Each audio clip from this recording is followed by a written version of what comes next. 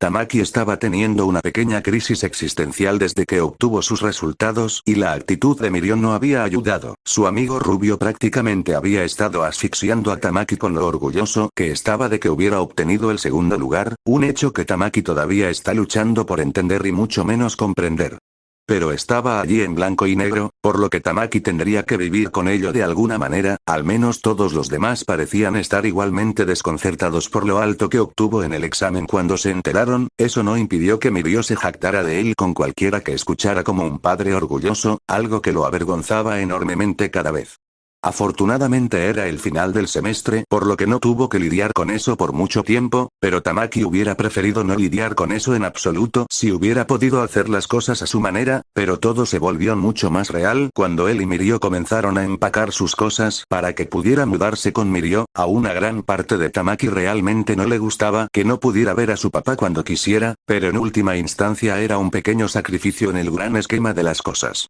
Mudarse a la habitación de Mirio fue un ajuste, pero estaba lidiando con estar expuesto a la personalidad de Mirio todo el día y su padre Togata-san era igual de amable, aunque mucho más moderado. Togata-san siempre decía que Mirio debía haber obtenido su energía de su madre.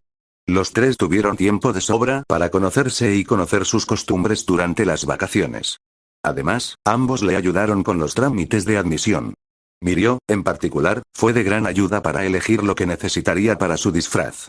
Ambos hombres habían visto su ansiedad y habían intentado animarlo, lo cual fue un placer. También había hablado con su madre varias veces por teléfono, y siempre le decía lo orgullosa que estaba de él.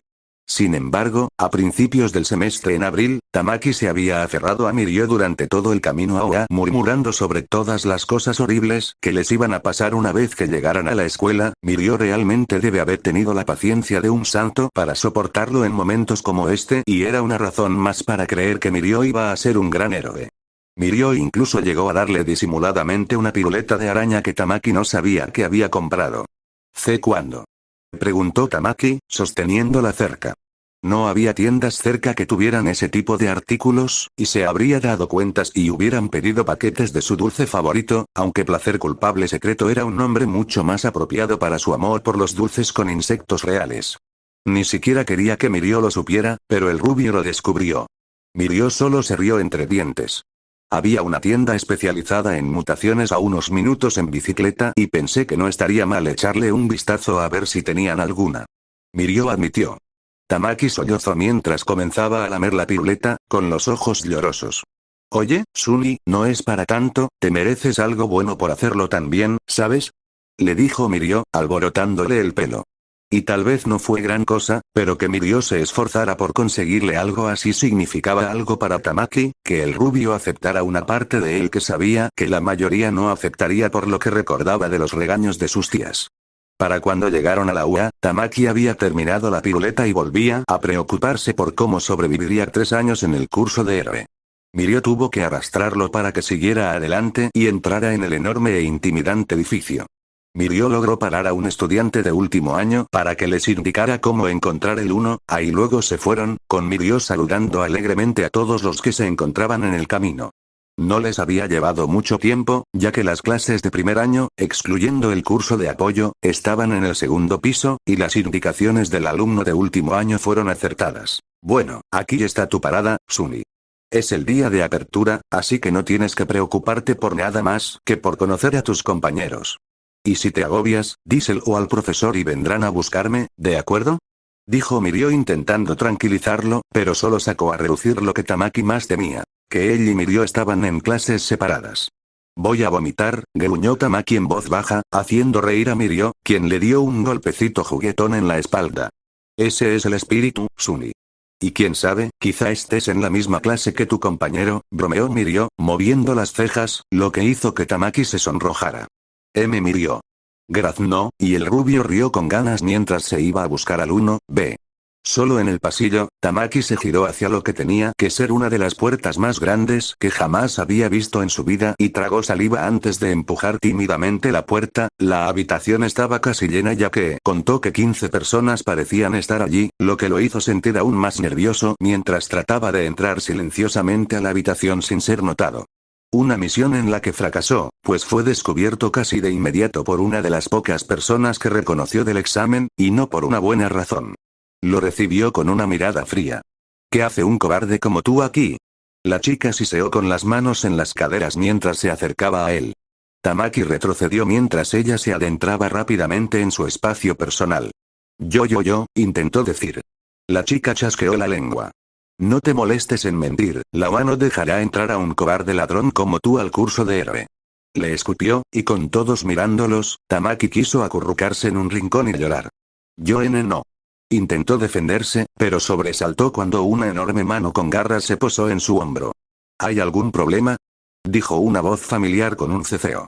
Al mirar atrás, Tamaki vio que casi había chocado contra el pecho del gran lagarto con el que había trabajado durante el examen, y se le secó la boca. Los demás en la clase debieron sentirse igual de intimidados por el chico, pues nadie se había atrevido a hablar. La mirada del chico estaba fija en la chica que lo acosaba. Muévete. Le dijo, y ella se contoneó, alejándose hacia un grupo de chicas que claramente planeaban insultarlos. Tamaki también se habría movido, pero la mano con garras en su hombro lo mantuvo en su lugar. Sus ojos dorados se posaron en los suyos. ¿Estás bien? Preguntó con la cabeza ladeada. ¿Estaba esta persona preocupada por él? Tamaki asintió temblorosamente, sin confiar en que su voz sonara como un mensaje de inteligencia. Recibió un extraño zumbido reptiliano. ¿Sabes dónde estás sentado? Preguntó, y Tamaki asintió. Bien, sentémonos. Respondió, dejando caer la mano del hombro de Tamaki y, en su lugar, la cola del tipo se enroscó alrededor de la muñeca de Tamaki. Tamaki, sin saber qué hacer, se dejó arrastrar antes de que el chico se detuviera frente al escritorio, junto al suyo. Este es mío, dijo su excompañero, señalando el escritorio con miedo. ¡Genial! No solo estaba en la misma clase que la chica mala, sino que se vio obligado a sentarse junto al chico al que había estado montando durante casi todo el examen. De repente, la cabeza del lagarto giró y Tamaki se giró rápidamente. Vio a una chica de cabello castaño rojizo, la chica a la que había ayudado casi al final del examen. Tenía el brazo extendido, probablemente con la intención de tocarle el hombro, pero se detuvo cuando él se dio la vuelta. Dudó un segundo antes de toser en el puño. Lo siento, solo quería, gracias por venir a ayudarme. Le dijo nerviosa, tan incómoda al decirlo como a él al oírlo. ¿Qué? ¿Cómo se supone que responda a eso? Dios mío, ¿por qué no podía estar Mirio en la misma clase? Tamaki se lamentó para sí mismo. Está bien, no fue para tanto. Tamaki logró balbucear, solo para gritar cuando la cola que lo rodeaba la muñeca lo alejó bruscamente. Se habría preguntado por qué si no hubiera habido otra chica que lo estuviera acorralando si su compañero no lo hubiera tirado. Oye. Espera, ¿eres Amahiki-chan? Togata-chan me lo contó todo sobre ti durante el examen. Exclamó la chica alegre, y probablemente se habría lanzado de nuevo hacia él si su compañero no hubiera usado su cola para contenerla, a pesar de lo nervioso que estaba. Tamaki recordaba que Mirio había mencionado a una chica que había conocido durante el examen, aunque Tamaki no recordaba mucho de lo que dijo Mirio en ese momento. Deja de invadir su espacio, pidió su compañero, y aunque a Tamaki no le gustaba que lo tuvieran tan cerca, apreciaba mucho que su compañero mantuviera a la excitable chica lejos de él. La chica hizo un puchero e iba a decir algo, pero su compañero lagarto desvió la mirada hacia la puerta y dijo, ya casi llega el profesor, deberíamos sentarnos. Las chicas dudaron antes de irse a regañadientes. Al irse, el lagarto lo soltó y se sentó junto a Tamaki, quien lo siguió poco después. Y no segundos después la puerta se abrió, y una persona parecida a una oruga amarilla entró en la habitación arrastrándose hasta el podio de Oruga Sensei.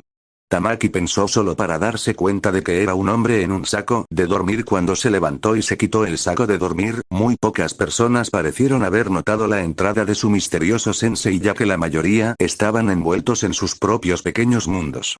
El hombre, muy cansado, fulminó con la mirada mientras observaba la sala, deteniéndose al posarse en sí mismo y en cualquiera que lo viera. Un ojo le tembló al ver que sus compañeros seguían ignorando su presencia. Si solo están aquí para hacer amigos, pueden empacar sus cosas, anunció el hombre, silenciando a la mayor parte de la sala. ¿Quién carajo eres, maldito vagabundo? Preguntó un tipo, haciendo que el ojo del hombre volviera a contraerse. Te tomó más de 5 segundos callarte. Eso no va a funcionar. El tiempo es oro. Los estudiantes racionales lo entenderían. El hombre le dijo con severidad a la clase y luego le lanzó una mirada fulminante al estudiante, que parecía un poco vulgar. Y para responder a tu pregunta, soy tu profesor, Aizawa Shouta. Añadió con brusquedad. Ah, qué miedo. Tamaki se desesperó, jamás podría hablar con ese hombre. Aizawa Sensei procedió a arrojar, lo que Tamaki reconoció como los uniformes de educación física de UA de las veces que vio el festival deportivo con Mirio, al podio. No deberíamos perder más tiempo, así que pónganse esto y nos vemos afuera, ordenó Aizawa Sensei, y salió de la habitación inmediatamente después. Luego de un segundo de silencio el vulgar estudiante se burló y volvió a su teléfono con un par de estudiantes siguiendo su ejemplo volviendo a lo que estaban haciendo antes mientras otros cuestionaban si ese vagabundo era su maestro, su compañero tampoco hizo nada y se puso de pie antes de dirigirse al podio para buscar entre los uniformes.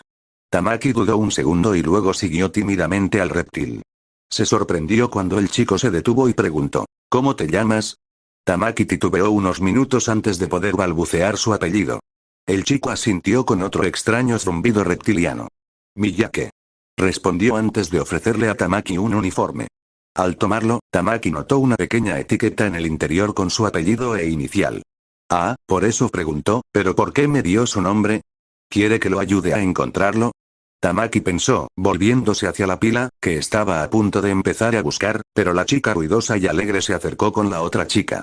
¡Guau! ¿De verdad creen que ese tal Aizawa es nuestro profesor?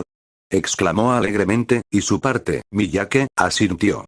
Su nombre aparece como nuestro profesor titular en línea. Miyake respondió mientras sacaba un uniforme enorme que seguramente era suyo, y Tamaki se sintió un poco avergonzado por haber olvidado que podían consultar a sus profesores en línea en la página web oficial de la UA. Ven, no queremos hacer esperar a Aizawa Sensei, dijo Miyake, envolviendo su cola alrededor de la cintura de Tamaki, lo que le hizo chillar. Luego, Miyake empezó a arrastrarlo fuera del aula. Kuke, ¿estás de dónde? Tamaki intentó hablar, pero la vergüenza le aprietaba las cuerdas vocales. En los vestuarios. Miyake respondió, aparentemente comprendiendo lo que intentaba decir. Se movieron por los pasillos un rato con Miyake sacando la lengua de vez en cuando, se les unieron a mitad de camino hacia los vestuarios las dos chicas que rápidamente se presentaron como Ado y Aya antes de que ambas tuvieran que irse a cambiarse, fue un poco incómodo ya que no había puestos privados a excepción de las duchas, pero solo fue un breve incidente. Miyake y las chicas lo estaban esperando afuera de los vestuarios y tan pronto como salió Miyake lo tomó de la muñeca usando su cola y luego nuevamente comenzó a guiarlo. Tamaki se sintió un poco avergonzado de ser guiado como un niño, pero no quería hacer un escándalo al respecto ya que Miyake parecía saber a dónde iba además, no tenía idea de lo que diría si lo hiciera. Al salir, encontraron a Aizawa Sensei esperándolos. Al verlos, revisó su teléfono. 5 minutos, aceptables para principiantes, pero deberían esforzarse por reducir ese tiempo a la mitad. Aizawa Sensei les dijo, anotando algo en la libreta que sostenía. Miyake asintió y los guió hacia una línea blanca. ¡Guau! Aizawa Sensei debe ser súper estricto si nos está cronometrando el cambio. Ado comentó. Sí. Aya asintió. Tamaki también pensó eso, pero Miyake se apresuró a expresar su desacuerdo. El heroísmo es un campo peligroso y serio, independientemente de la rama. Es mejor aprender a no perder el tiempo antes de que le cueste la vida a alguien. Les dijo con la mirada vacía. Ah, supongo que tienes razón, Miyake-kun. Ado rió con torpeza. Considerando que su maestro estaba a solo unos metros de distancia, ninguno de ellos tuvo el coraje de iniciar una conversación, especialmente porque Aizawa Sensei solo se agitó más cuando el resto de sus compañeros de clase no habían bajado. Pasaron otros 3 minutos antes de que la mitad de su clase saliera con sus uniformes de educación física. 8 minutos y medio es un tiempo inaceptable para dedicarse a actos heroicos, donde cada segundo cuenta para salvar vidas. Espero que todos se pongan las pilas si quieren conservar su puesto en la UA, y mucho menos el curso de héroes, regañó Aizawa Sensei, para sorpresa de los estudiantes que llegaban.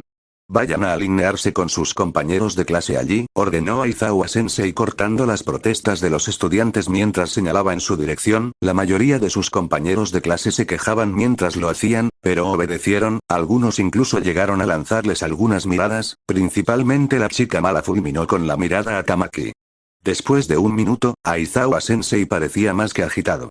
Esperen aquí mientras reviso al resto de su clase, ordenó, entrando furiosamente al edificio. Caramba, qué duro. Un chico escupió en voz baja, y muchos estuvieron de acuerdo. El resto de la clase se sintió segura para charlar ahora que se había ido, pero Aizawa-sensei no tardó mucho en irse y regresó solo. Ahora que todos están aquí, podemos empezar con su examen de evaluación de don. Aizawa-sensei les informó. ¿Qué? ¿Qué hay de la orientación? Protestó un chico con antenas junto con un tercio de la clase, incluyendo a Ado, lo que hizo que Aizawa-sensei se burlara de ellos. Si quieren triunfar en las grandes ligas, no pueden perder el tiempo en ceremonias inútiles. Aizawa-sensei les recomendó con severidad, acallando a sus compañeros. No sé por qué se sorprenden, el examen estaba en el plan de estudios, comentó Miyake, sorprendiendo a los tres. ¿Qué? ¿En serio? Gritó Ado y Miyake asintió. Aizawa-sensei se aclaró la garganta y rápidamente volvieron a centrar su atención en su profesor. Como decía, los intentos del Ministerio de Educación de fingir que todos somos iguales son completamente irracionales. Así que, para evaluar con precisión su potencial, les haremos el mismo examen físico que les han hecho desde niños, solo que podrán usar sus peculiaridades si encuentran la manera de aprovecharlas, explicó Aizawa-sensei. La mayoría de la clase parecía celebrar ese conocimiento, mientras que Tamaki se sentía abrumado. Ya le costaba bastante usar su don en las clases regulares. ¿Cómo pude usar mi don así delante de todos? Exclamó Tamaki, despertando de sus pensamientos cuando sintió que algo le apretaba la muñeca. Bajó la vista y vio que la cola de Miyake aún la sujetaba. Lo harás bien, Amahiki-san, le dijo Miyake en voz baja, poniéndolo nervioso al verse atrapado en su momento de desesperación. Tamaki no pudo concentrarse porque Aya levantó la mano vacilante. Sí, Aya, dijo Aizawa-sensei, y ella tragó saliva. ¿No deberíamos esperar al resto de la clase, sensei? Preguntó Aya. Aunque la UA no está tan apegada a la tradición como otras escuelas, seguimos siendo muy competitivos y, por lo tanto, exigimos a nuestros estudiantes un alto nivel. Si alguno de ustedes no puede hacer algo tan simple como escuchar las instrucciones de su profesor o llegar a tiempo, la UA no duda en expulsarlo. Aizawa-sensei respondió rotundamente. Todos guardaron silencio, pero Aizawa-sensei no terminó y continuó. Y como parece que la mayoría de ustedes no comprende la seriedad del campo de las hazañas, quien quede último hoy también será expulsado de inmediato. Aizawa-sensei incluso les dedicó una amplia y desconcertante sonrisa tras esa horrible declaración. ¿Qué? Pero no pueden hacer eso. Gritó la chica malvada, haciendo que Aizawa-sensei la mirara con el ceño fruncido. Dadas las reglas de la UA, puedo expulsar a cualquier estudiante, sin importar cuánto tiempo lleve asistiendo, si considero que no es apartamento para seguir en el curso de héroe, ¿entienden? Si alguno de ustedes tiene algún problema con eso, puede irse a casa ahora mismo. Corrigió Aizawa-sensei, silenciando a la clase de una vez por todas. Voy a morir, pensó Tamaki, su mano inconscientemente apretando la cola de Miyake para consolarse, era un hábito que había desarrollado desde que él y Mirio se hicieron amigos, y si no hubiera estado demasiado ocupado preocupándose por cómo lo iban a expulsar en su primer día, habría estado fuera de sí por la vergüenza. Tamaki se quedó distraído un rato hasta que Aizawa-sensei gritó, Miyake. Y solo lo supo porque la cola de Miyake le soltó la muñeca. Tamaki vio a Miyake acercarse a Aizawa-sensei y se sorprendió un poco de que Miyake fuera más alto que su maestro. Aizawa-sensei le dio una pelota de béisbol que parecía diminuta en su enorme mano y luego se dirigió al campo. La actividad era simple, lanzar la pelota lo más lejos que pudiera sin salir del círculo, probablemente no había mucho que Miyake pudiera hacer aquí dado que su peculiaridad era una obvia mutación de reptil, su tamaño tampoco le hacía ningún favor dado que el círculo no estaba destinado a personas de la altura de Miyake. Con esto en mente, Tamaki no esperaba que Miyake se tragara la pelota de béisbol, y a juzgar por los jadeos que escuchó del resto de sus compañeros de clase, nadie más lo hizo tampoco. Y antes de que alguien pudiera cuestionar a Miyake sobre lo que estaba haciendo, el niño se agachó apenas cabiendo dentro del círculo en cuatro patas con su nariz en el aire, luego, de alguna manera, Miyake cortó la pelota con suficiente fuerza para que saliera disparada al aire. Y si eso no fuera suficiente, cuando la pelota se dirigía hacia abajo hacia él, Miyake saltó, girando en el aire para golpear la pelota con su cola, haciéndola volar con un fuerte crujido antes de aterrizar de nuevo en su lugar dentro del círculo. Por un minuto la mente de Tamaki no se centró en nada más que en mirar a su gran compañero de clase preguntándose cómo se le había ocurrido semejante plan. Tamaki también estaba sorprendido y tal vez un poco feliz de que hubiera funcionado tan bien para el chico dado que ya no podía ver la pelota. 185, 3 metros, proclamó Aizawa-sensei, impactando a casi todos excepto a Miyake, quien simplemente asintió y regresó a su lugar a su lado. Su cola se enrolló automáticamente alrededor de su muñeca, lo que le hizo preguntarse si Miyake lo hacía para consolarlo de alguna manera. El chico parecía interpretarlo bastante bien, pero por otro lado, Tamaki podría ser fácil de interpretar. Su ansiedad no era sutil después de todo. No. Mal Tamaki. Concéntrate en ti. ¿Qué voy a hacer? Tamaki se regañó mentalmente, intentando concentrarse en planear algo para cuando finalmente lo llamaran. Por suerte, había 4 personas más antes que él, así que tuvo algo de tiempo, pero no el suficiente, ya que Aizawa-sensei lo llamó demasiado pronto para su gusto. ¿Quieres que te acompañe al campo?, preguntó Miyake al ver que Tamaki no se acercaba de inmediato. Una pequeña parte de él quería aceptar la oferta, pero tragó saliva y negó con la cabeza. Con rigidez, Tamaki se obligó a acercarse a Aizawa-sensei y extendió sus manos temblorosas para recibir la pelota. Tamaki no tuvo el coraje de atreverse a levantar la cabeza sabiendo que tenía al menos 15 personas observándolo, y eso le puso tan nervioso que cuando Aizawa-sensei dejó caer el balón en sus manos, lo perdió por 3 segundos y casi lo deja caer. Dios, ya es bastante malo tener que lidiar con ese ladrón cobarde en la misma clase. Ojalá ese cabrón entre en razón y expulse a ese idiota Tope. La chica malvada le susurró a la chica de al lado, pero Tamaki lo oyó con sus famosas orejas de elfo, junto con un tercio de la clase que susurraba cosas similares sobre él. ¿Hay algo que quieras compartir con la clase, Takahashi?, preguntó Aizawa-sensei con insistencia, silenciando a sus compañeros. No, señor. Ella respondió frunciéndole el ceño. Aizawa-sensei observó al grupo antes de volverse hacia Tamaki. Amahiki, sube al campo. Aizawa-sensei instruyó con un tono un poco menos severo que antes. Tamaki se dirigió a su destino e intentó fingir que nadie lo observaba. No funcionó, pero como Mirio siempre le decía, la intención es lo que cuenta. De repente Tamaki recordó el regalo que le había dado su amigo y trató de manifestar un par de hileras en sus manos. Le tomó un momento y solo pudo hacer una en su mano derecha, pero eso debería ser suficiente. Sentándose, Tamaki se concentró con fuerza en tratar de hacer una red no pegajosa. Tamaki tuvo dificultades, ya que nunca había intentado algo así, pero logró encontrar algo de determinación y logró hacer una onda aceptable, aunque bastante deficiente. Tamaki se sintió un poco orgulloso de sí mismo, pero lo pasó por alto y metió la pelota dentro. Su corazón se aceleró mientras daba vueltas y vueltas al columpio antes de soltarlo. Tamaki vio cómo la pelota se hacía más pequeña a medida que se alejaba, sintiendo que el corazón le iba a estallar al intentar seguirla. Fue difícil, pero Tamaki creyó verla cuando tocó el suelo. Unos segundos después, Aizawa-sensei miró su teléfono. 60 metros y medio, vuelve a la línea, Amahiki, para que podamos pasar a la siguiente prueba. Aizawa-sensei informó, y Tamaki no dudó en obedecer, volviendo a donde estaba antes. ¡Guau! ¡Qué buen lanzamiento, Amahiki-chan!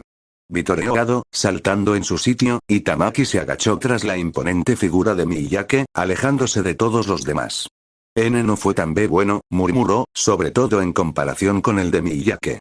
Aún así fue mejor que el mío, solo saqué 22 puntos, comentó Aya con indiferencia, intentando animarlo, lo que solo hizo que Tamaki se tapara la cara con las manos. Las otras 7 pruebas transcurrieron con resultados mixtos pero similares, aunque Tamaki prestó más atención y también vio los turnos de Ado y Aya esta vez. A veces lograban usar sus peculiaridades para obtener un mejor puntaje. Aya había usado su peculiaridad para hacer de alguna manera una flecha eléctrica, que era lo suficientemente sólida como para usarla como salto con pértiga para llegar más lejos en la prueba de salto, algo en lo que también era bastante bueno ya que tenía las sobras de estofado de conejo que Togata-san hizo anoche para el desayuno. Tamaki simplemente no pudo evitar maravillarse de cómo Ado dominó la carrera de resistencia, quedando solo detrás de Miyake, ya que ella no había controlado su ritmo, aunque no parecía muy dolida por ello. En todo caso, simplemente animó a Miyake durante sus últimas 2 vueltas. Otras veces simplemente no podían hacer mucho con o sin sus peculiaridades como abdominales y tocar los dedos de los pies, pero Tamaki se las arreglaba mucho mejor de lo que pensaba que lo haría ya que tenía más experiencia con el uso de las extremidades de un conejo. El único inconveniente real era que la chica mala, Takahashi, se estaba poniendo aún más furiosa con él mientras continuaba haciéndolo bien en las pruebas a pesar de que ella no parecía estar haciendo ningún esfuerzo real. Al final de todo, Aizawa-sensei, en lugar de calcular sus puntajes y simplemente mostrarles sus lugares en un gran tablero electrónico, recorrió el tablero en busca de su nombre, comenzando desde abajo y se sorprendió de que su nombre no estuviera allí. Tímidamente miró un poco más arriba y encontró su nombre sentado suavemente en el 8º lugar. Oye, quedé tercero y Miyake-chan quinto. ¡Guau! Vitoreó Ado, abrazando a Aya, quien había quedado décima. Aya resopló y sonrió. Y mira quién está último, dijo, señalando hacia abajo y, al volver a mirar el tablero, Tamaki vio que estaba el furioso Takahashi, aunque la chica intentaba disimularlo. Takahashi, recoge tus cosas y nos vemos en la oficina del director, dijo Aizawa-sensei después de darles unos minutos para ver la pizarra. Takahashi palideció al igual que la mayoría de la clase. ¿Hablabas en serio, Aizawa-sensei? Preguntó Aya, igualmente sorprendida, solo para recibir una mirada de Aizawa-sensei. No voy a hacerle perder el tiempo a nadie dándole vueltas a las ilusiones a un niño que acabará en una bolsa para cadáveres en su primer día de campo, respondió Aizawa-sensei con frialdad. Eso es todo por hoy. Los demás pueden encontrar sus materiales escolares en sus escritorios. Takahashi, te espero en la dirección para llamar a tus padres y tramitar tu expulsión, instruyó Aizawa-sensei antes de dejarlos a su suerte.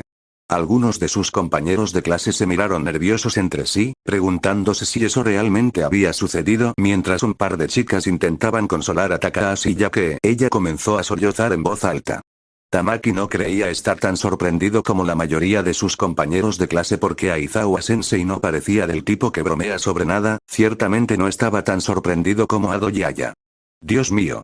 ¿De verdad está expulsando a alguien? Realmente podríamos haber sido expulsados si no lo hubiéramos hecho bien. Exclamó Ado con las manos sujetando sus mejillas y Aya no se veía mucho mejor. Miyake ladeó la cabeza ante su reacción y Aya notó lo impasible que parecía el chico alto. Miyake, ¿sabías que Aizawa-sensei hablaba en serio? Preguntó. Miyake parpadeó. Sí, Aizawa-sensei tiene el mayor número de expulsiones de todo el personal que aparece en la página web. ¿Por qué no iba a pensar que hablaba en serio? Respondió Miyake, y los tres palidecieron. Ah, ya veo, dijo Aya, con aspecto muy nervioso. ¿Cómo voy a sobrevivir un año con Aizawa-sensei? Tamaki gimió en su mente, sintiendo que su alma ya abandonaba su cuerpo mientras predecía el estrés que iba a soportar solo por estar en la misma habitación que el hombre estricto. Tamaki volvió a la realidad de golpe cuando la cola de Miyake le tiró de la muñeca, y el chico empezó a arrastrarlo. Miyake-san? Preguntó Tamaki. Vamos a cambiarnos para recoger nuestras cosas. Miyake respondió con frialdad, y como Tamaki no recordaba a dónde ir, lo siguió obedientemente. Oh, Miyake-chan, Amahiki-chan, espérenos. No se vayan, todavía no hemos intercambiado números. Gritó Ado corriendo tras ellos. Vamos, Aya-chan.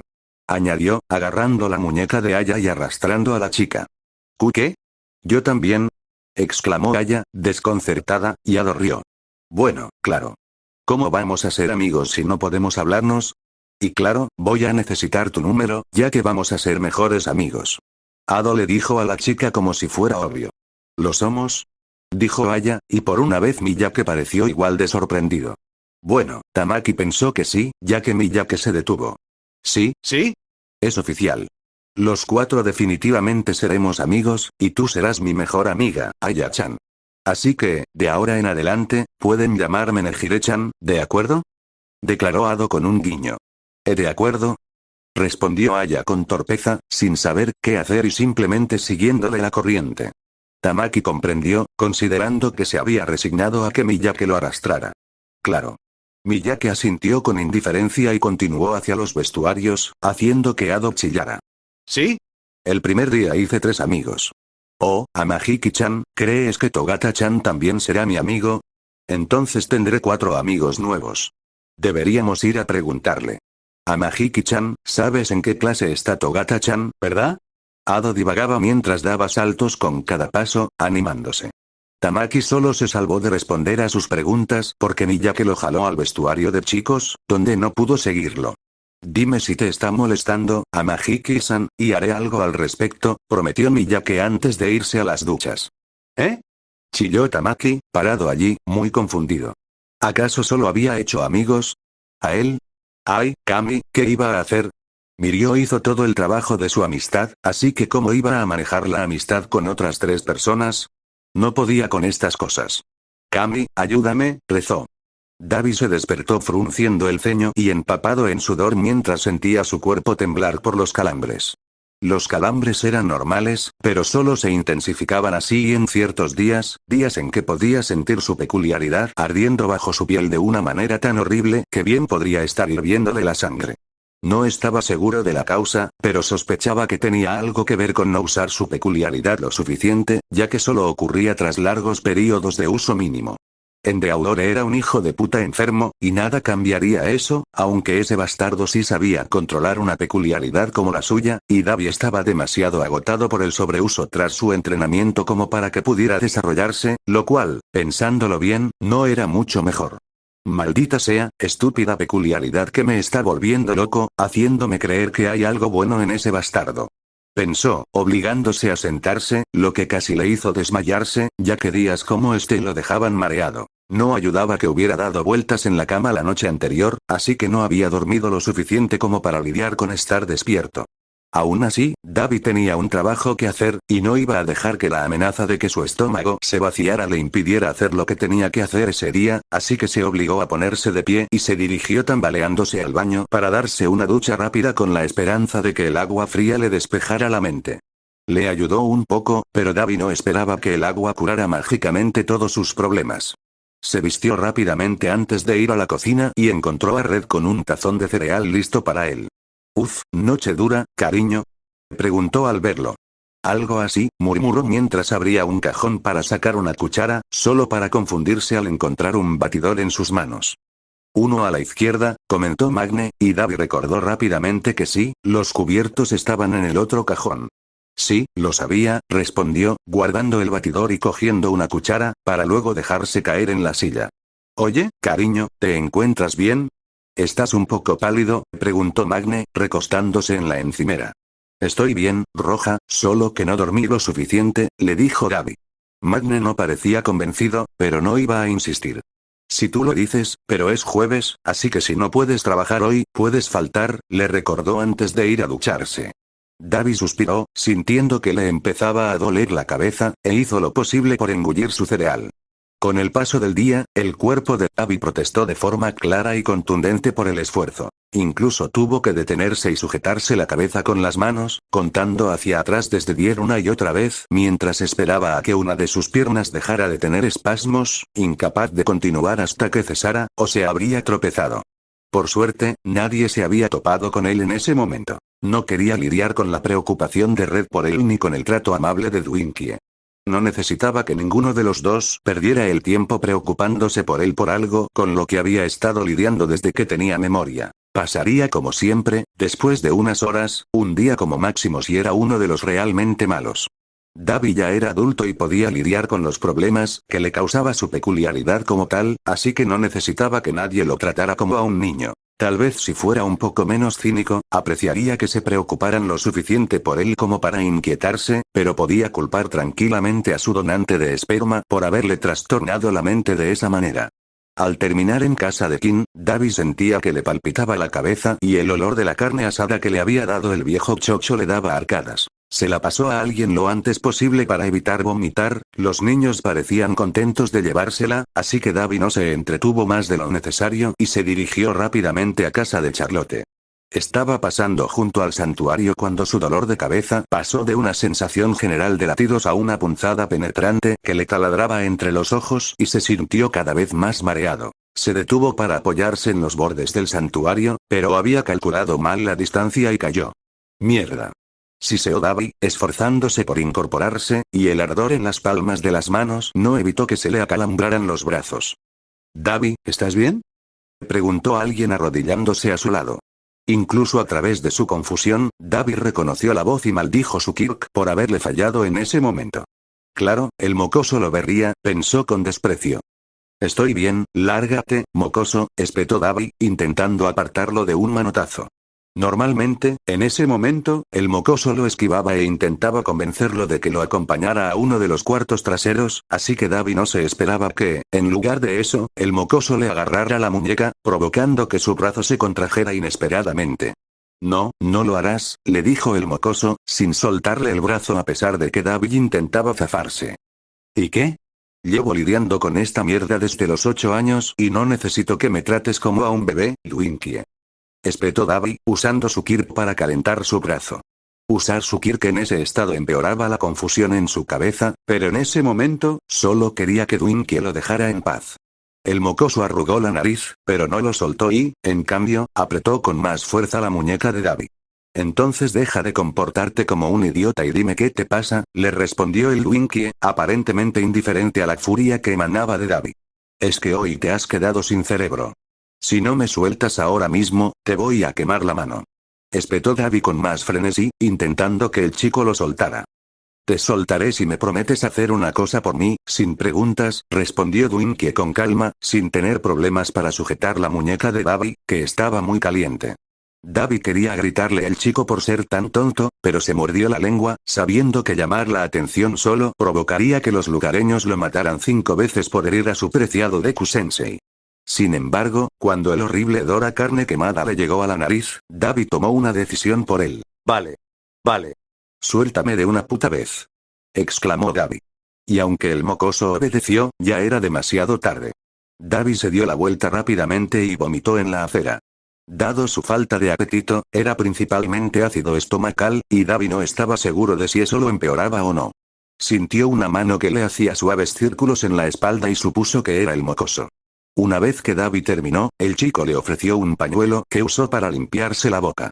¿Te sientes mejor ahora?, preguntó el mocoso, y Davi estuvo tentado de decir que sí, pero decidió ser honesto y negó con la cabeza. Bien, Davi, te voy a poner algo en la muñeca, así que no te resistas, dijo el mocoso antes de sacar de su mochila una extraña pulsera. Davi se mostró reacio, pero extendió un brazo y, al sentir la pulsera alrededor de su muñeca, notó un pequeño pinchazo que lo sobresaltó. ¿Qué demonios?, exclamó Davi, pero el mocoso lo hizo callar tapándole la boca con la mano. Espera un momento, ¿sí?, le dijo. Davi, a regañadientes, obedeció. Tras unos 10 segundos, Davi notó algo extraño en su peculiaridad. ¿Se estaba enfriando? Eso no podía ser. Davi conocía su peculiaridad desde hacía años y jamás se enfriaría tan rápido sin Fuyumi o su madre para refrescarle el cuerpo. ¿Acaso le estaba afectando el brazalete? ¿Qué es esto?, preguntó Davi, sintiéndose mucho mejor ahora que su peculiaridad ya no lo quemaba por dentro. Es una banda para peculiaridades, respondió el chico, sorprendiéndolo. ¿Qué?, replicó atónito, ¿porque qué demonios? ¿Por qué ese mocoso andaría cargando con una banda para peculiaridades? Davi recibió una mirada de desaprobación. No has sido nada sutil con tus problemas, Davi, y como consejero de Quirks certificado, todo me resultó dolorosamente obvio, respondió el Dwinkie, y eso le dolió como una puñalada en el estómago. No, espetó el mocoso, interrumpiéndolo. Simplemente te fallaron las piernas y vomitaste por toda la acera porque tu Kirk te estaba asando vivo. Ni se te ocurra decirme que no tienes un problema, Davi, dijo el Dwinkie, no, Deku con severidad, a punto de fulminarlo con la mirada.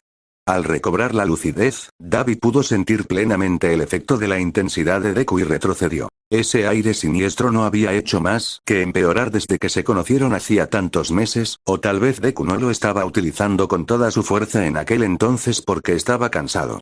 Tras un instante, Deku respiró hondo y el aura se disipó con su exhalación. Lo siento, no debí haberte gritado, Davi, pero esto es muy serio y si no hacemos algo, tu Kirk te matará, explicó Deku con gravedad, y parecía igualmente preocupado por lo que había dicho. Davi se quedó helado al oír eso, y su boca se abrió y se cerró.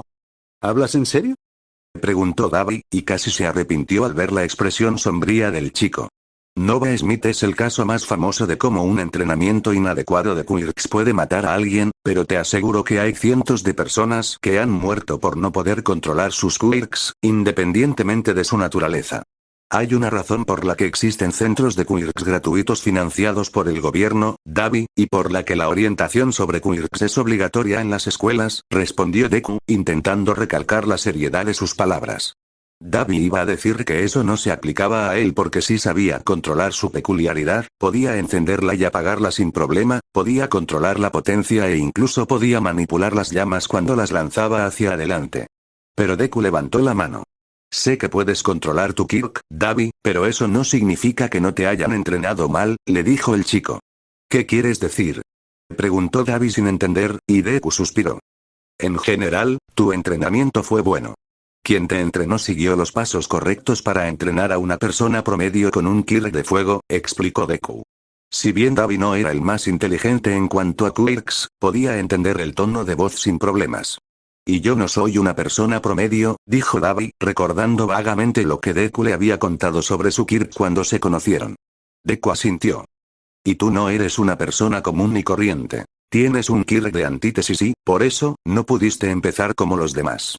Dado que tienes resistencia al hielo, Davi, debieron haberte administrado bloqueadores de quirks y luego haberte retirado la dosis gradualmente para que tu cuerpo se adaptara correctamente al fuego. Como eso no sucedió, sigues experimentando los mismos efectos secundarios que los niños inexpertos con quirks de fuego, solo que de forma mucho más intensa, explicó Deku, evitando los términos más científicos que Davi sabía que el chico podría haber usado. Davi frunció el ceño y su mirada se dirigió a las grandes cicatrices que cubrían sus brazos, trayendo consigo todos los recuerdos del dolor que había sufrido a causa de su peculiaridad, de los años que pasó deambulando como un zombi debido a su peculiaridad, de las tortuosas horas que pasó entrenando con Endeavor sin importar su condición. ¿Es realmente por eso que no fui perfecto? Pensó, incapaz de terminar la pregunta, aunque la murmuró. Dio un respingo cuando Deku le tomó las manos entre las suyas. La forma en que te entrenaron es la principal razón por la que tienes problemas, pero hay otra razón por la que tu quirk te está causando problemas de salud, le dijo Deku, frotándole suavemente las manos.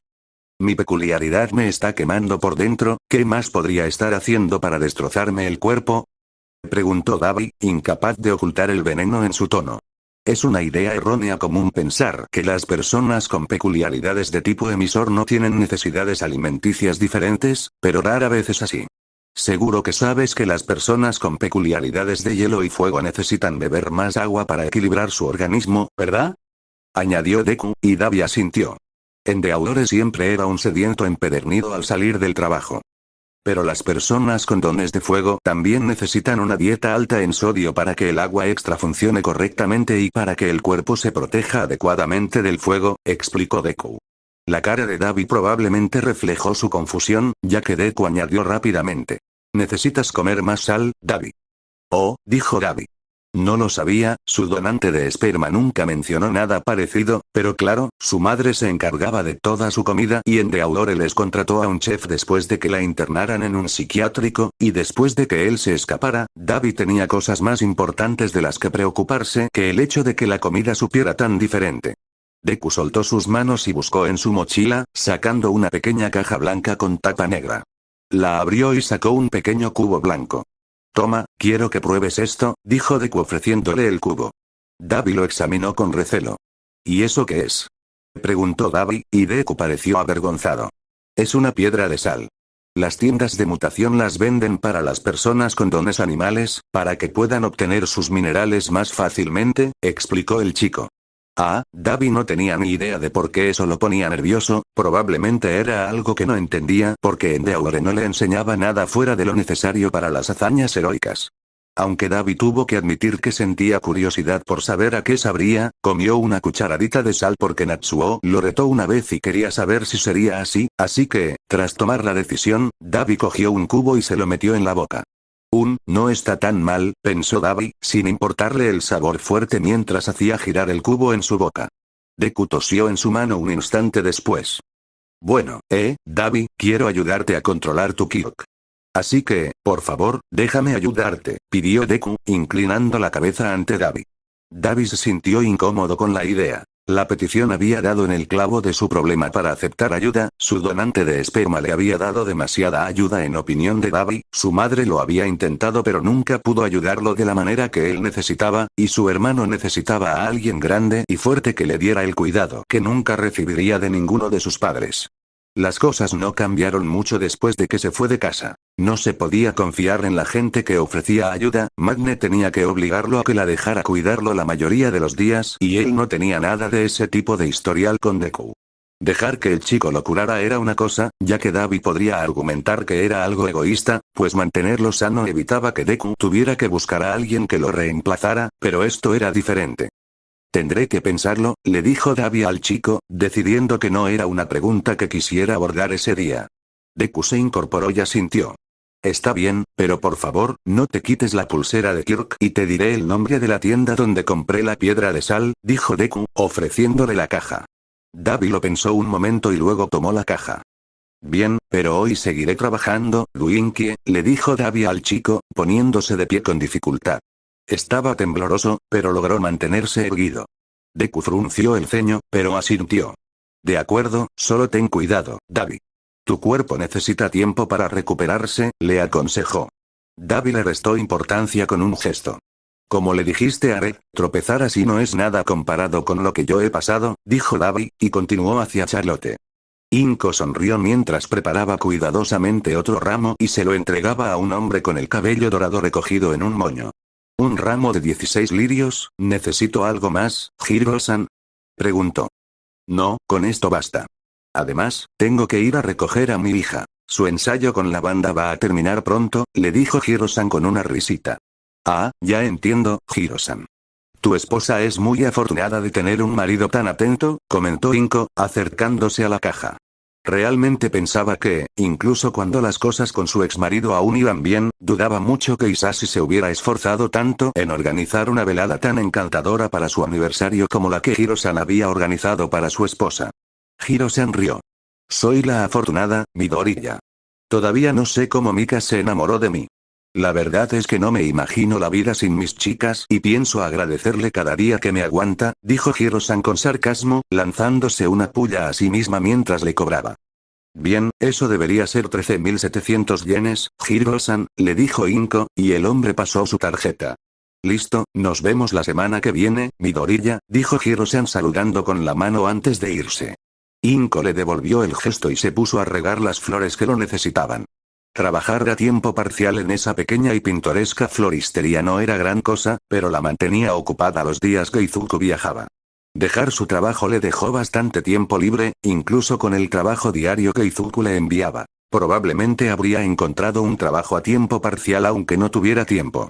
Ella simplemente era una entrometida y no podía pasar todo el tiempo sentada en casa esperando a que algo sucediera, y claro que no necesitaba trabajar ya que Izuku ganaba dinero más que suficiente para mantenerlos a ambos, e Inko sabía que pronto ganaría aún más, ya que estaba segura de que Izuku seguiría expandiendo sus negocios.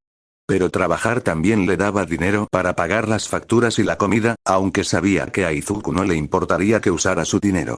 Inko ni se planteaba depender del dinero que ganaba su hijo. Había probado suerte en otros sitios, pero la floristería era el trabajo que más le gustaba porque le ofrecía el horario que quería. El trabajo era sencillo y, aunque Inko no tenía mano para las plantas, sabía cómo cuidarlas con un poco de ayuda de los demás empleados. La gente que trabajaba allí era bastante decente, aunque no los conociera del todo bien. Terminó su jornada reorganizando a algunos de los expositores antes de fichar. Me voy a casa por hoy, nos vemos en un par de días, Mía, dijo Inko por encima del hombro, y la mujer simplemente la despidió con un gesto de la mano. También se aseguró de pasar por el supermercado de camino a casa para poder preparar algo especial al día siguiente. Izuku iba a volver a casa y quería prepararle una antigua receta familiar, cuyo ingrediente principal era caro, por lo que Inko solo la preparaba de vez en cuando.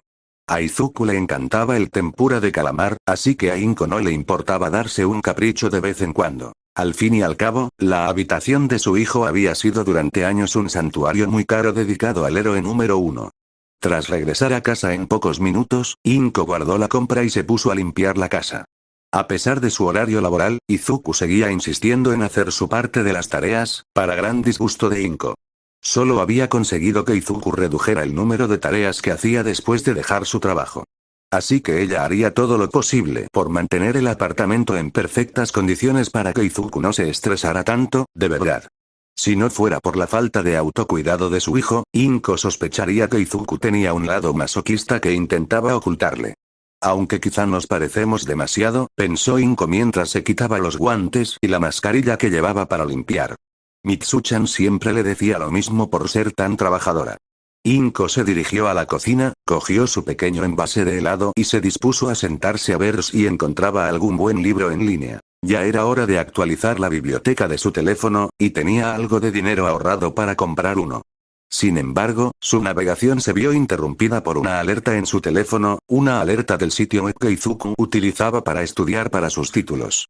El sitio web se creó con algunas modificaciones pensando en niños con peculiaridades intelectuales, y una de esas modificaciones permitía a sus padres recibir notificaciones sobre los programas de sus hijos. Ella no tenía las notificaciones activadas antes, pero con el historial reciente de Izuku en cuanto a la mala gestión de sus graduaciones, Inko sintió la necesidad de activarlas. Y esa sensación parecía ser correcta a juzgar por la notificación que decía que Izuku había completado 4/5 partes del curso. Inko se sorprendió mucho al ver que casi había terminado sus tareas, considerando que solo había empezado el mes pasado. Solo para asegurarse, abrió el sitio para revisar sus trabajos. Al revisar algunos de ellos, Inko comprendió por qué Izuku había logrado tanto tan rápido. Se trataba principalmente de trabajos de investigación que tenían mucha relación con lo que había estudiado previamente. Inko recordaba claramente, de cuando Izuku hablaba de su época de estudio para obtener su título en teoría de peculiaridades, que Izuku siempre daba pequeñas pinceladas de biología humana con peculiaridades.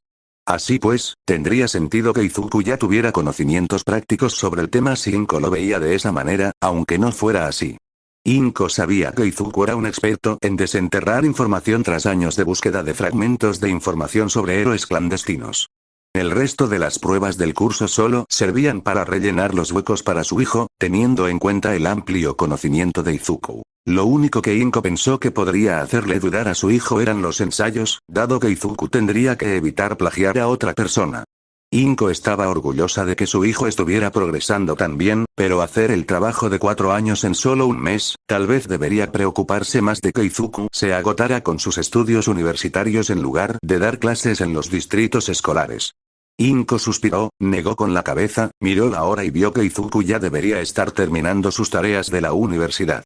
Acto seguido, llamó a su hijo. Hola, mamá. ¿Necesitas algo?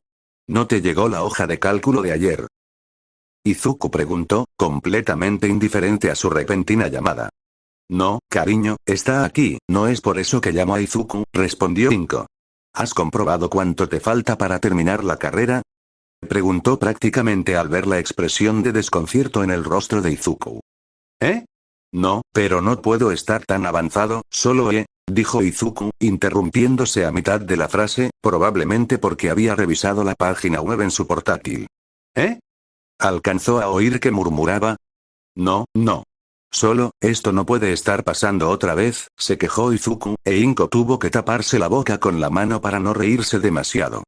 Supongo que deberíamos empezar a planear otra graduación, ¿quieres que invite a tus amigos? Preguntó Inko después de dejar que Izuku se enfurruñara un par de minutos. Supongo, ¿de verdad podemos invitar a Mezo-kun y Ochako-chan? Preguntó Izuku, todavía algo melancólico. Claro, solo tenemos que planificar con anticipación, Izuku, para que puedan venir, respondió Inko, haciendo planes para que sus 2 amigos vinieran un rato y luego regresaran a casa a tiempo para que se acostaran, ya que los niños tendrían escuela al día siguiente. Eso estaría bien, ¿crees que podríamos prepararles la tempura de la abuela? A Mezo-kun le gusta el calamar, pero no lo come mucho, preguntó Izuku, con un tono ligeramente más animado que antes.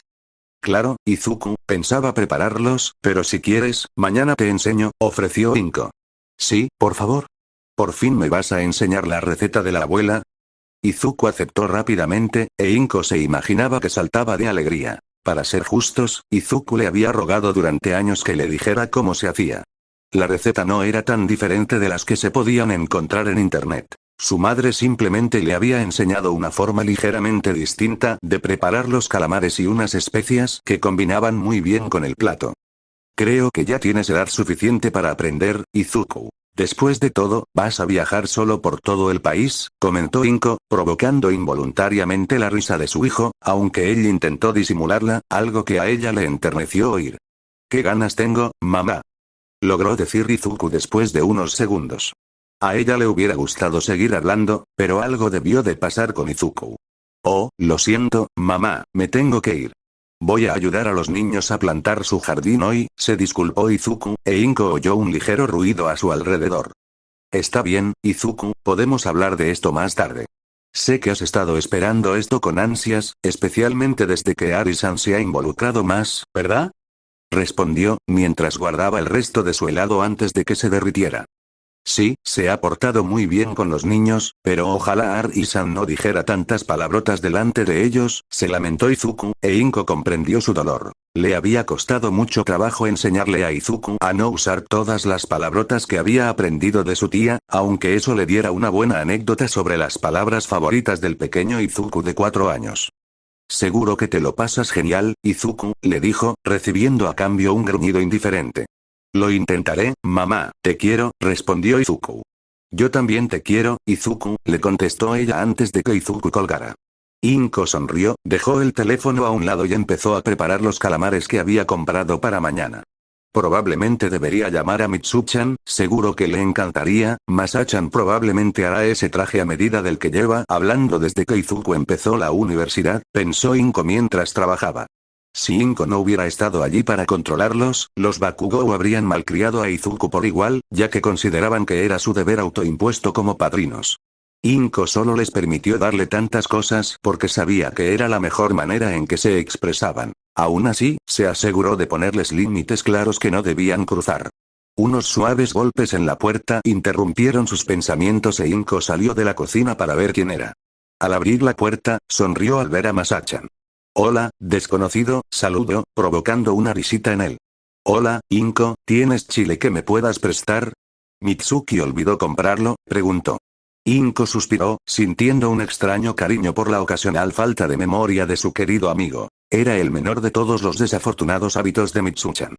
«Por supuesto, puedes pasar y sentarte, Masachan», le dijo Inko, dirigiéndose a su especiero. «Gracias, Inko. Me quedaría, pero tengo que empezar a preparar la cena si quiero que esté lista para cuando Katsuki llegue a casa», respondió Masachan, siguiéndola hasta el umbral de la cocina. Inko respondió con un zumbido comprensivo. «¿Katsuki ha progresado algo más en su comunicación?», preguntó mientras rebuscaba entre las botellas. Estaba de espaldas a Masachan, así que no pudo ver su reacción, salvo oír su fuerte suspiro.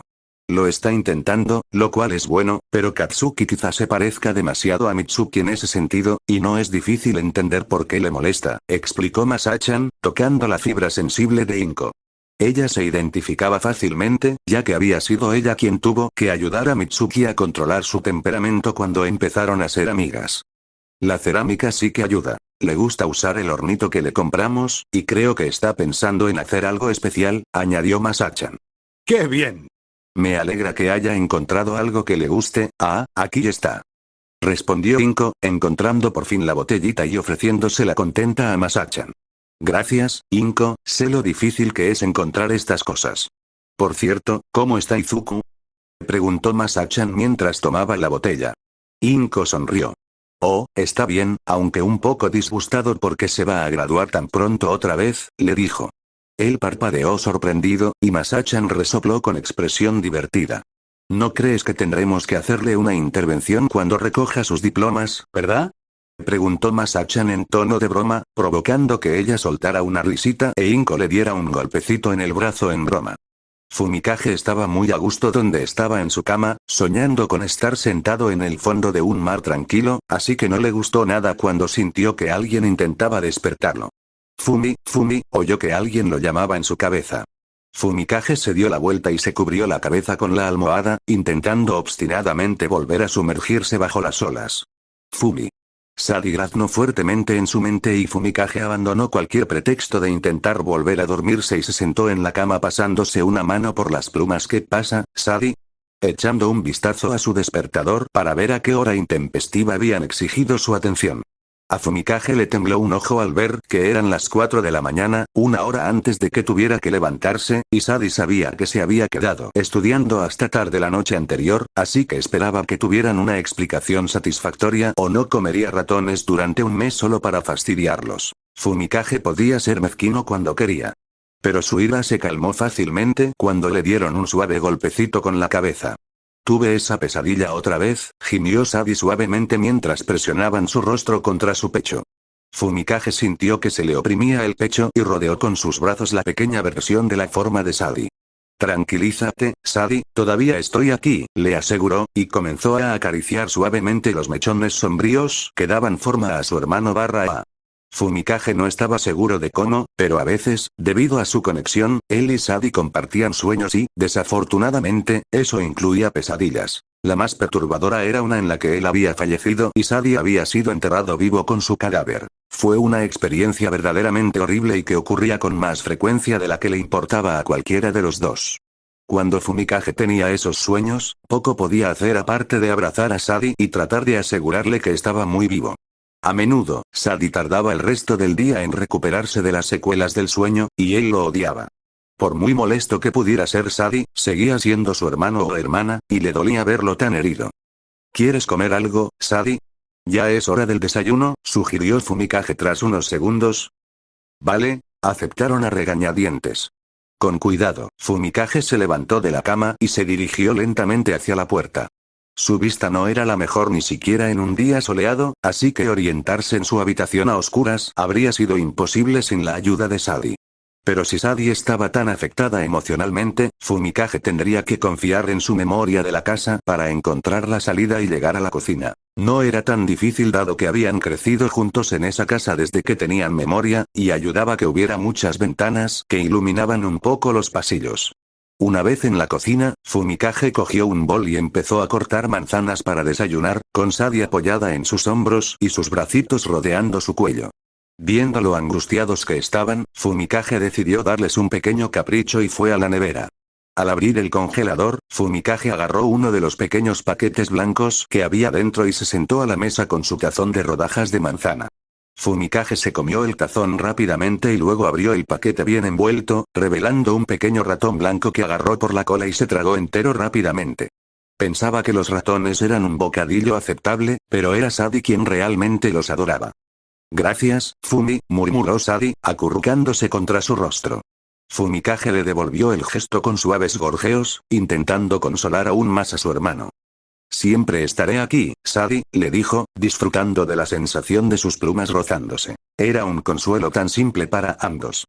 Su momento, sin embargo, se vio interrumpido cuando la luz de la cocina se encendió de repente y Sadie rápidamente se desvaneció. ¿Carnícalo? ¿Qué haces despierto?, preguntó su madre, claramente sorprendida de verlo despierto. Fumikage se encogió de hombros. Cuando desperté esta noche, no quise arriesgarme a que la tentadora lunar me atrapara en sus brazos si cedía a su canto de sirena, respondió con un lenguaje florido para desviar la conversación. Fumikage recibió una risita divertida de su madre, quien juntó sus cabezas suavemente y arrulló de una forma que sus cuerdas vocales no podían. Oh, por supuesto, pequeño Chikade, ¿crees que tienes energía para ayudarme a preparar el desayuno de tu mamá?, preguntó, y él asintió, saltando de su asiento y yendo a lavarse las manos. Después de eso, Fumikage y Sadie tuvieron una mañana normal preparándose para ir a la escuela. Sadie aparecía cuando era apropiado y actuaban como si solo fueran un kyok. A ninguno de los dos les gustaba fingir que eso era lo que Sadie era, pero debido a un consejero estúpido, no tenían mucha opción, así que, por su propio bien, dejaron de intentar demostrar que Sadie era una persona independiente. Eso incluía a sus madres. Por lo que sabían las mujeres, Sadie era simplemente una peculiaridad que, por casualidad, era sensible, así que a veces la trataban un poco como a una mascota. Claro que a veces podía parecer condescendiente, pero ambas entendían que podría ser mucho peor. Su antiguo consejero había intentado convencer a sus madres de que Sadie no era un ser sensible y que simplemente era Fumikage inventándose un amigo imaginario usando su peculiaridad. Afortunadamente, no se lo creyeron y siguieron hablando con Sadie aunque no lo consideraran una persona. A veces era difícil para ambos, especialmente cuando eran más jóvenes y no estaban tan bien coordinados. Fumikage odiaba que la gente hablara de su hermano como si fuera una especie de marioneta, y Sadie no tenía a nadie en quien confiar excepto en él, porque nadie más lo veía como una persona. Fue incluso Fumikage quien ayudó a darle nombre a Sadie, ya que nadie más pensó que lo necesitaran aparte de Dark Shadow. Estaba seguro de que si sus madres supieran de Sadie, lo aceptarían como a su hijo sin dudarlo, pero no tenía idea de cómo demostrarle a alguien que Sadie era real sin parecer un loco. Así que, por ahora, ambos tenían que continuar con esta farsa ante el resto del mundo, haciéndoles creer a Sadie que era lo que todos pensaban que era, razón por la cual sus padres habían matriculado a Fumikage en Osuka, una escuela secundaria destinada a personas como él con peculiaridades difíciles de controlar y a veces peligrosas. Fumikage no podía decir que le disgustara especialmente esta escuela más que ninguna otra. La forma en que los trataban nunca parecía cambiar y no es que hubiera hecho amigos. Claro que Fumikage tenía algunos conocidos amables, pero en realidad no los consideraba sus amigos. Hacía años que había establecido una línea divisoria clara sobre a quienes permitiría considerar amigos. Esto los dejó muy aislados de sus compañeros, pero Fumikage apenas se sentía solo, ya que Sadie siempre estaba ahí para animarlo sin importar la situación. Era el mayor apoyo de Fumikage en su sueño de ser un héroe e incluso había trabajado con él para que ambos pudieran trabajar juntos como socios, algo que había requerido un mayor compromiso por parte de Sadie que de Fumikage. Fumikage era muy consciente de que él era el que salía ganando en esta situación, lo cual era una de las razones por las que había desarrollado su extenso vocabulario. A Sadie le resultaba bastante entretenida su actuación dado su interés común en las telenovelas. Fumikage culpó por completo a su madre de ese interés, quien los había introducido en ellas con un drama gótico victoriano sobre gemelos. Aunque Fumikage no podía negar que hablar así era divertido y que siempre era agradable recordar las reacciones de la gente, eso no le granjeó amigos, pero Fumikage podía vivir con ellos sin problemas. No estaba muy involucrado en los círculos sociales de su escuela y no tenía planes de estarlo. Fumi. Gritó Sadie, manifestándose físicamente y tirando de él hacia un lado, lo que provocó que emitiera un agudo graznido. Sadie nunca haría algo así sin una buena razón, y solo 2 segundos después Fumikage vio exactamente cuál era esa razón. Una bola pasó zumbando junto a donde estaba y le habría golpeado directamente en la cara. Ah, gracias, Sadie les dijo tragando saliva. No hay problema, Fumi, gente vigilándote por detrás le advirtieron, y Fumikage se puso tenso cuando un par de estudiantes de cursos superiores se le acercaron. Los mismos que los habían empujado a un armario de suministros en febrero. Ya había sido un mal día para ellos, y estar encerrados en ese armario les provocó pánico, lo que a su vez causó pánico en Sadie, y juntos destrozaron algunas habitaciones por el miedo. Y a juzgar por la forma en que lo miraban desde que estaba seguro de que a sus senpais no les gustaba que los hubiera metido en problemas con la escuela, una idea que se confirmó cuando acorralaron a Fumikage junto a la puerta. Vaya, si no es el pajarito cantor, le siseó el primer chico. Apuesto a que has estado ocupado contándole tus intimidades al profesor otra vez, ¿eh? Le espetó la chica con las manos en las caderas. Fumikage sintió que se le erizaba el pelo y de inmediato cortó su conexión con Sadie, sabiendo lo que estaban pensando. Sadie, no. Déjame a mí, dijo Fumikage, para su gran preocupación. Intentó mantener la calma, sabiendo que eso también ayudaría a Sadie a tranquilizarse. No he hecho tal cosa, intentó decir, pero dio un respingo cuando la mano del chico golpeó la pared justo al lado de su cabeza. Tonterías, Duety. Los dos sabemos que fue tu doble el que armó un lío en los pasillos, le espetó el tipo con veneno. Ustedes fueron los que nos encerraron. Gritó Sadie, y Fumikage lo permitió, ya que era mejor que intentar lidiar con los alumnos de cursos superiores. No nos habríamos metido en problemas si hubieras aprendido a controlar esa sombra salvaje tuya, replicó la chica, haciendo que a Fumikage se le erizaran las plumas. No le gustaba que nadie intentara reducir a Sadie a algo menos que humano. Incluso con su actuación, Sadie seguía siendo un ser sensible, aunque solo estuviera compuesto de un Kyok. No hables de asuntos que desconoces, respondió Fumikage con voz sombría, mirándola fijamente, pero se quedó paralizado al ver que la chica se había quitado un guante. Vaya lengua que tienes, Emo. Creo que tengo justo lo que necesitas para corregir eso, dijo, acercándose con la mano extendida. Aunque Fumikage no recordaba el nombre de su senpai, sí recordaba cómo ella había paralizado a alguien con su kirk, así fue como quedaron atrapados en el armario en primer lugar, y eso le provocó pánico, ya que debido a las pesadillas de ser enterrados vivos, Sadie había desarrollado un miedo intenso a quedar atrapado, miedo que se había extendido a la parálisis que sufrió después de que sus compañeros de cursos superiores los encerraran en el armario. Y podía sentir a Sadie vibrando bajo su piel con su terror, y si no encontraba una manera de calmar la situación, reaccionarían violentamente y lastimarían a alguien, pero antes de que la mente de Fumikage pudiera idear algún plan, una mano agarró repentinamente el brazo de la chica. Fumikage contuvo el aliento al encontrarse con un par de furiosos ojos rojos. ¿Qué demonios crees que estás haciendo?, gruñó Bakugou, acercándose peligrosamente a la cara de la chica. La pelirrosa retrocedió ante la intensa ira de Bakugou.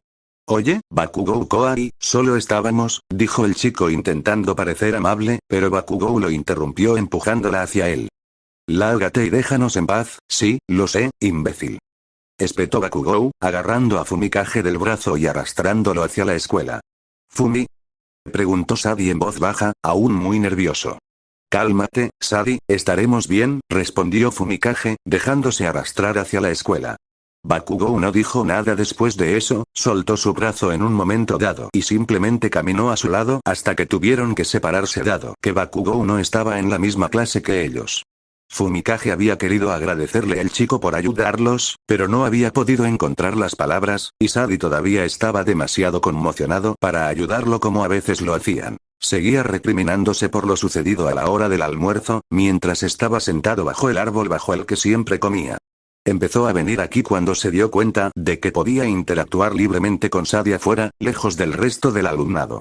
Les ofrecía algunos de los camarones que su madre había preparado en su fiambrera. Les costaba comerlos, pero Sadie había ido mejorando con los años de práctica, aunque solo podían comer carne. Todo lo demás se les caía por el pico si intentaban comerlo. Estaban terminando de comer los camarones cuando debieron haber visto a alguien porque hicieron desaparecer su forma física. «Oye, Pachi», gritó una voz, y Fumikage giró la cabeza rápidamente para ver a Bakugou acercándose a él. Fumikage tragó saliva.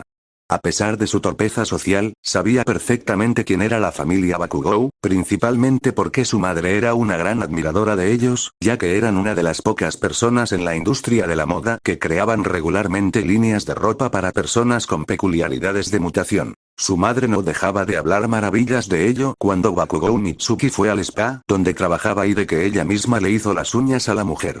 Por supuesto, no pudo evitar darse cuenta de que su hijo se había transferido a Osuka, aunque no estuvieran en la misma clase, pero no tenía ni idea de por qué el rubio quería hablar con él. No eran precisamente amigos y solo habían interactuado una vez esa mañana antes de clase, así que Fumikage estaba razonablemente nervioso por lo que el chico, aparentemente siempre enfadado, podría querer de él.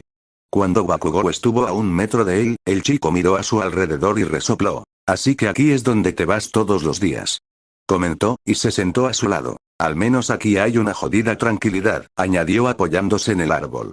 Fumi, ¿qué hace aquí?, preguntó Sadie, y él no supo qué responder porque estaba igual de perdido. ¿Por qué querría ese chico hablar con él si no tenían nada que ver? Bakugou tampoco le daba ninguna razón, simplemente se sentó a su lado evitando el contacto visual mientras golpeaba el suelo con el pie de forma agresiva y repetida. Justo cuando Fumikage iba a preguntar por qué estaba allí el chico, Bakugou chasqueó la lengua y le arrojó un par de cajas al regazo, haciéndolo sobresaltar. Los profesores fueron unos idiotas por regañarte por lo que te hicieron esos imbéciles, dijo Bakugou con brusquedad, cruzándose de brazos y evitando su mirada. Fumikage parpadeó y miró fijamente las 2 cajitas, sintiéndose muy confundido por los repentinos regalos del chico. Fumikage podía entender que Bakugou supiera del incidente, dado que el pánico de Sadie distaba mucho de ser silencioso, pero ¿por qué el chico sentiría la necesidad de hacer todo lo posible para conseguirle algo? Gracias por los regalos, dijo Fumikage con incertidumbre mientras comenzaba a abrir la caja más grande y se encontraba mirando una pequeña calavera de pájaro con astas. ¿Qué?, pensó Fumikage, tomándola por el pequeño llavero que tenía y dándose cuenta de que no era una calavera real, sino falsa. Además, estaba pintada de negro con toques dorados y pequeñas gemas. El brillo hizo que sus instintos aviares gorjearan de alegría al tener un nuevo objeto brillante para su colección. ¿Dónde conseguiste esto?, Preguntó, preguntándose si habría más muñecos brillantes iguales que pudiera comprar. Bakugou se burló. No es tan difícil hacer esa basura, le dijo el chico, dejando a Fumikage aún más perplejo. ¿Hiciste esto para mí? Preguntó tan sorprendido que dejó de lado sus fantasiosas descripciones, y Bakugou puso los ojos en blanco. Sí, ¿y qué? No significa nada. También le hice algo a Poti, gruñó señalando la otra caja más pequeña. ¿Quién? Preguntó Fumikage, recibiendo una mirada furiosa. Ese maldito gemelo tuyo, respondió Bakugou, señalando groseramente a su sombra. Fumikage se encontró mirando fijamente al rubio. ¿Yo? Preguntó Sadie tímidamente, asomándose y señalándose a sí mismo. Bakugou resopló y puso los ojos en blanco. Como si tú no tuvieras que aguantar también las tonterías de esos imbéciles, dijo el chico sin molestarse en mirarlos.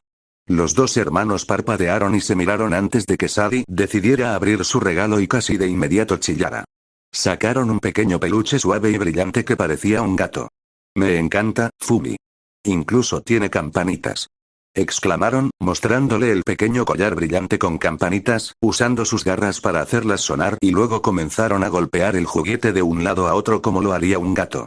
Sadie tenía muy pocas posesiones y los únicos juguetes que poseía eran juguetes brillantes para mascotas que le habían regalado sus madres. Su disfrute de esos juguetes era un tanto infantil, pero Sadie tenía pocas formas de desahogarse cuando tenía que fingir todo el tiempo, y este regalo era probablemente lo único que alguien ajeno a su familia le había dado. Gracias Bakugou-san, la mayoría no se detiene a pensar en el efecto que las cosas tienen en mi querido compañero, dijo Fumikage, incapaz de permanecer indiferente ante la repentina alegría de Sadie, cuyo ánimo había mejorado drásticamente gracias al inesperado regalo. Bakugou chasqueó la lengua. La gente es una mierda, no me des las gracias por esta basura. El chico se levantó y se marchó dando un portazo. Gracias por el gatito. Chilló Sadie tras el rubio. Te he dicho que no me des las gracias, loro de segunda mano. Gritó Bakugou, volviéndose brevemente hacia ellos solo para hacerlo antes de marcharse aún más rápido, lo que solo hizo reír a Sadie. Creo que le caemos bien. Nos dio unos Pokémon variocolor preciosos, Fumi. Le dijo Sadie mientras abrazaban al gato. No le des muchas vueltas, seguro que solo quería ser amable, respondió Fumikage mirando su propio regalo. Sai resopló y le dio un cabezazo. No me extraña que a mamá le guste tanto su madre, los Bakugou son tan simpáticos, comentó Sadie. Fumikage no pudo negarlo, ya que tenía en sus manos un Pokémon variocolor muy bonito para su colección. Oh.